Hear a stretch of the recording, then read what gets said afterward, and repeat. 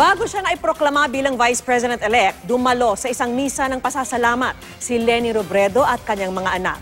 Sinariwa ng bagong Vice Presidente ang alaala ng yumaon niyang mister na si Jessie Robredo. At nakatutok si Salima Refran. Bago ang proklamasyon, isang misa ng pasasalamat ang inialay ni Robredo sa St. Peter Parish sa Quezon City. Ito ay nakuha ko rin kay late Secretary Jess Robredo. If we want this country to be great, we need to make ordinary people heroes.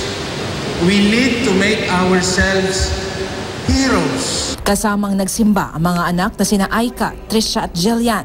Nagpasalamat si Robredo sa lahat ng kanyang mga taga-suporta. Hindi po ito tagumpay ko.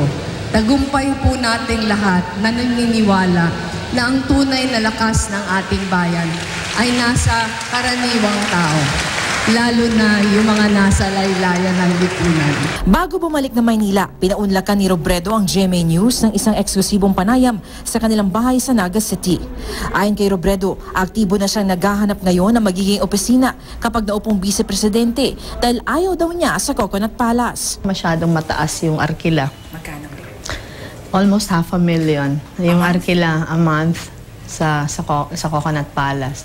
Igagastos ko na lang yon sa satellite offices sa mga probinsya. Kapansin-pansin ang isang kwintas sa palaging suot ni Robredo.